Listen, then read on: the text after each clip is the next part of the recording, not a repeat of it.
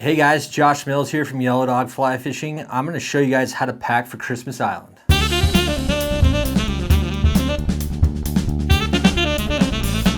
We're going to jump into flies for Christmas Island, and I'm going to start with some of the bonefish flies that we like and have used while we were fishing there and recommend to all of our anglers traveling there.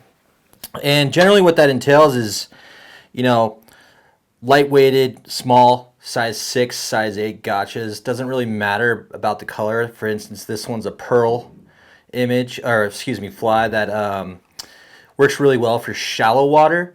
Kind of preferred more of a neap tide, lower tide, a little bit more delicate presentation. And then we jump more into what you might have heard of is the Christmas Island special. And these come in various colors as well. Size 6, size 8. You want to have a good selection of these for the 6 days of fishing that you're there. Because again, there's predominantly a bone fishery there, so you'll have lots of shots at bones, and having plenty of these is good. And then we're going to move right into some of our shrimp patterns. Don't need to get too crazy with colors. Really, you just need a smaller size. Even some of the bigger, medium-sized lead shrimp patterns work very well, and kind of can cross over into bigger bonefish. And when you see a triggerfish, you can throw that shrimp pattern right at those triggers with a good presentation. And then we're going to go right into specifically triggerfish that love these crab patterns. Again, tans. You can get away with white as well. This one right here is a Alflexo crab that worked really well for us when we were there this spring. And having many of these, I would say give yourself at least 2 dozen of these, because these fish are known to smash flies, break hooks, all that stuff.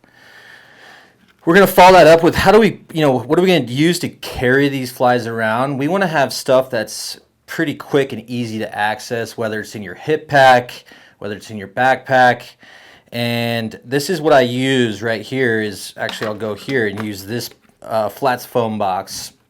It's got different size slits for different size flies. That's where I'm going to keep bonefish flies, triggerfish flies, kind of in that smaller pack, easy to access. It's got magnet locking system, so easy to stow. If you have a sun shirt that has a pocket in it or anything like that, it's right there.